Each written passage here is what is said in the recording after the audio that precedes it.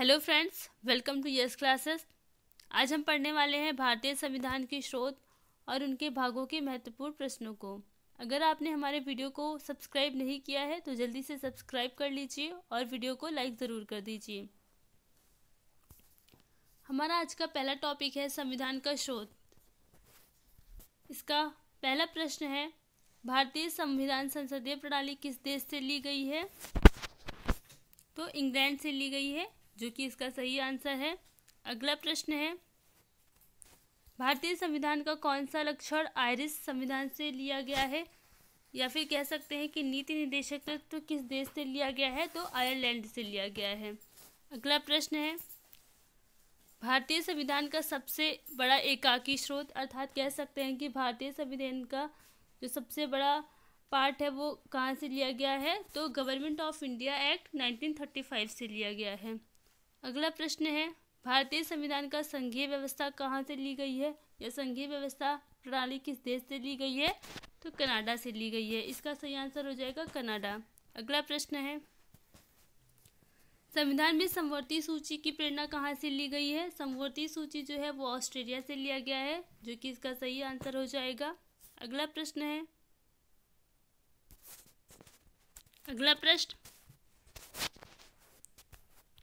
भारतीय संविधान में मौलिक कर्तव्यों को किस देश से लिया गया है? मौलिक कर्तव्य किस देश से लिए गए हैं? रूस के संविधान से लिया गया है, जो आपका सही आंसर है। अगला प्रश्न है, राज्य में कलेक्टर का पद किस देश से लिया गया है या कौन से शासन से लिया गया है? तो इंग्लैंड से लिया गया है। अगला प्रश्न, कानून के समक्ष समान संरक्षण वाक्य कहाँ से लिया गया है? तो कानून के समक्ष जो समानता है या समक्ष संरक्षण है वो संयुक्त राज्य अमेरिका से लिया गया है।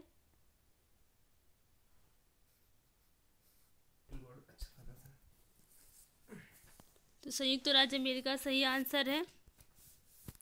सर्वोच्च न्यायालय की व्यवस्था भारतीय संविधान ने किस देश के संविधान से ली है? तो संयुक्त राज्य अमेरिका से ली है। अगला प्रश्न है, भारतीय संविधान में जो संशोधन प्रक्रिया है वो किस देश से अपनाई गई है? संशोधन प्रक्रिया जो है वो दक्षिण अफ्रीका से ली गई है। और ये आर्टिकल किस में है? 368 में है। आर्टिकल 368 में है। भाग कौन सा है? 20। अगला प्रश्न देखते हैं,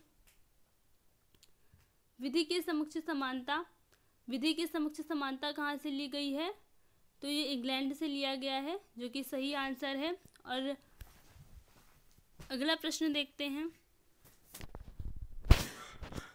वह संवैधानिक दस्तावेज कौन सा है जिसका भारतीय संविधान तैयार करने में गहरा प्रभाव पड़ा था? तो भारत सरकार अधिनियम 1935। यह प्रश्न आगे भी था। अगला प्रश्न देखते हैं, भारत के राष्ट्रपति की आपातकालीन शक्तियां किस देश से ली गई हैं? आपातकालीन शक्तियां जर्मनी के वाइमर संविधान से ली गई हैं, जो कि आपातकालीन शक्तियां जो हैं वो 352 से लेके 360 तक दी गई हैं। तो इस बात को याद रखिएगा। अगला प्रश्न है, भारत के संविधान में मूल अधिकार किस देश से लिया गया है? मूल अधिकार कौन से देश से अपनाया गया है? तो संयुक्त राज्य अमेरिका से लिया गया है। और मूल अधिकार किस भाग में है? तो जो मूल अधिकार है वो भाग 3 में है। अगला प्रश्न है, संविधान में कानून द्वारा स्थापित शब्दावली किस देश के संविधान से ली गई है? जो कानून द्वारा स्थापित शब्दावली है वो कौन से संविधान से ली गई है? तो जापान के संविधान से ली गई है। महाभियोग प्रक्रिया किस देश के संविधान से ली गई है? तो संयुक्त राज्य अमेरिका से ली गई है। महाभियोग की जो प्रक्रिया है वो संयुक्त राज्य अमेरिका से ली गई है। इसी बात पे बता दीजिए कि राष्ट्रपति पर महाभियोग किस अनुच्छेद के द्वारा लगता है? तो अनुच्छेद 61 के द्वारा लगता है। अगला प्रश्न है, न्यायिक पुनर्विलोकन की प्रक्रिया भारतीय संविधान में कौन से देश से ली गई है? तो न्यायिक पुनर्विलोकन की जो प्रक्रिया है वो भी यूएसए से ली गई है। तो आपका सही आंसर क्या हो जाएगा? यूएसए। अगला प्रश्न है, प्रस्तावना की भाषा किस देश से ली गई है? तो प्रस्तावना की जो भाषा है वो ऑस्ट्रेलिया से ली गई है। भाषा तो ऑस्ट्रेलिया से ली गई है और प्रस्तावना की जो संकल्पना है वो कहाँ से ली गई है? वो यूएसए से ली गई है। इस बात को याद रखिएगा। अगला प्रश्न है, तो अब हम पढ़ने वाले हैं कुछ विस्तार से कि कौन से देश से कौन कौन सी चीज़ें ली गई हैं। तो सबसे पहले है ब्रिटेन से हमने ब्रिटेन के संविधान से क्या क्या अपनाया है जो कि भारतीय संविधान में है। तो संसदीय शासन प्रणाली जो है वो ब्रिटेन के संविधान से अपनाई गई है। संसदीय विशेषाधिकार भी जो है वो भी ब्रिटेन के संविधान से है। विधि का शासन, विधायी प्रक्रिया, एकल नागरिकता, ये सब जो है ब्रिटेन के संविधान से लिया गया है। चुनाव में सर्वाधिक मत के आधार पर जीत की प्रक्रिया है, ये भी। मंत्रिमंडल प्रणाली, परमाधिकार लेख, द्विसदनात्मक व्यवस्था, ये सब ब्रिटेन से लिया गया है। अगला संयुक्त राज्य अमेरिका से। संयुक्त राज्य अमेरिका से हमने क्या क्या अपनाया है, अपने देश के संविधान में क्या क्या लिया है। तो मूल अधिकार, न्यायिक पुनर्विलोकन की प्रक्रिया है, संविधान की सर्वोच्चता है, राष्ट्रपति पर महाभियोग, उपराष्ट्रपति का पद और उद्देशिका का विचार जो है वो यूएसए से लिया गया है। कनाडा से क्या क्या लिया गया है। कनाडा से लिया गया है एक सशक्त केंद्र के साथ अर्धसंघ सरकार का स्वरूप अर्थात संघीय शासन। अवशिष्ट शक्तियाँ केंद्र के पास रहेंगी, अवशिष्ट शक्तियाँ जो है वो केंद्र के पास रहेंगी। अवशिष्ट शक्तियाँ किस अनुच्छेद में है, भारत के संविधान में 248वें अनुच्छेद में है। शक्ति विभाजन की प्रक्रिया जो है वो भी कनाडा से लिया गया है, संघ राज्य के बीच जो शक्ति विभाजन है। राज्यपाल की नियुक्ति जो है वो भी लिया गया कहाँ से, कनाडा से। उच्चतम न्यायालय का परामर्शी न्याय निर्णय, ये भी कनाडा से लिया गया है। अगला आयरलैंड आ जाता है। आयरलैंड से हमने क्या लिया है, राज्य के नीति निदेशक तत्व, ये बहुत ही ज़्यादा महत्वपूर्ण है। राष्ट्रपति द्वारा राज्यसभा में साहित्य, कला, विज्ञान, समाज सेवा आदि के क्षेत्रों में जिन व्यक्तियों को चयन किया जाता है या मनोनयन किया जाता है, राष्ट्रपति के निर्वाचन संबंधी प्रक्रिया भी है। दक्षिण अफ्रीका से क्या क्या लिया गया है, संविधान संशोधन की प्रक्रिया दक्षिण अफ्रीका से ली गई है। राज्यसभा सदस्य का निर्वाचन की जो प्रक्रिया है वो भी दक्षिण अफ्रीका से ली गई है। अगला देखते हैं, फ्रांस से हमने क्या लिया है। फ्रांस से हमने गणतंत्रात्मक व्यवस्था ली है और स्वतंत्रता, समानता और बंधुत्व का जो आदर्श है वो भी फ्रांस से लिया गया है। और ये तीनों शब्द जो हैं हमारे देश की प्रस्तावना में, जो हमारे देश में प्रस्तावना है उसमें ये तीनों शब्द समाहित हैं। अगला, ऑस्ट्रेलिया से क्या क्या लिया गया है।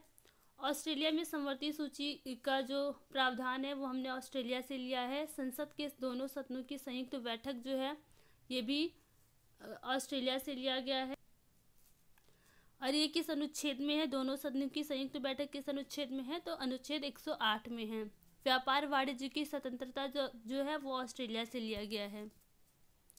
जर्मनी के वाइमर संविधान से क्या लिया गया है, आपातकाल के दौरान मूल अधिकारों का निलंबन लिया गया है। तो इसे याद रखिएगा, ये बहुत ही महत्वपूर्ण है। हमने जापान से क्या लिया है, तो जापान से जो है वो विधि द्वारा स्थापित प्रक्रिया ली है। और सोवियत संघ से क्या लिया है, मूल कर्तव्य लिए हैं जो कि बहुत इंपॉर्टेंट है। और ये किस अनुच्छेद में है, तो 4 के का में है। और किस संशोधन के द्वारा मूल कर्तव्यों को जोड़ा गया है, तो 42वें संविधान संशोधन के द्वारा 1976 में जोड़ा गया है।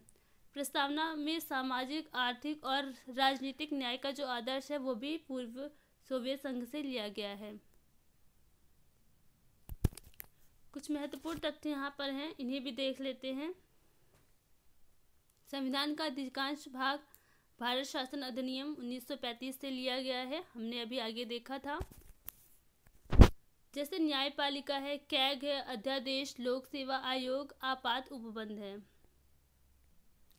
लोक सेवा आयोग कौन से अनुच्छेद में है, तो 315 आर्टिकल 315 में है। आपात उपबंध जो है वो आर्टिकल 368 में है। संविधान सभा कांग्रेस थी और कांग्रेस भारत है, ये किसने कहा था, ग्रेनविल ऑस्टिन ने कहा था। ये बहुत ही महत्वपूर्ण प्रश्न है। अगला देखते हैं, संविधान की प्रस्तावना हमारे दीर्घकालिक सपनों का विचार है, किसने कहा था, सर अल्लादी कृष्णस्वामी अय्यर ने कहा था। तो ये प्रश्न भी ध्यान में रखिएगा। प्रस्तावना हमारे संप्रभु लोकतांत्रिक गणराज्य का भविष्य फल है, किसने कहा था, तो के.एम. मुंशी जी ने कहा था। सामाजिक और आर्थिक लोकतंत्र की वास्तविक लक्ष्य का अंतिम उद्देश्य है। यह किसने कहा था? डॉक्टर भीमराव अम्बेडकर जी ने कहा था।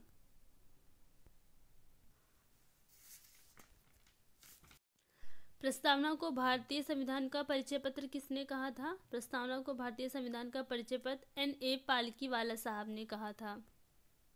अब संविधान के भाग को देख लेते हैं। इससे कुछ महत्वपूर्ण प्रश्न हैं।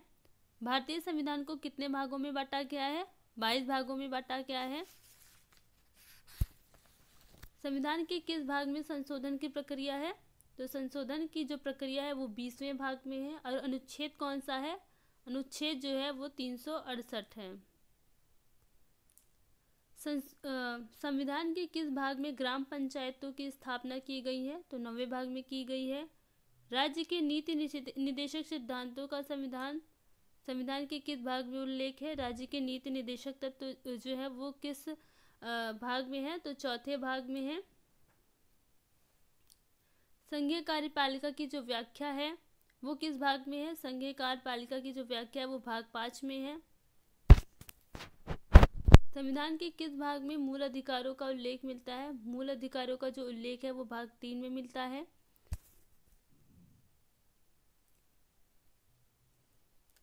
और ये किस अनुच्छेद के अंतर्गत आते हैं? तो अनुच्छेद 12 से अनुच्छेद 35 तक।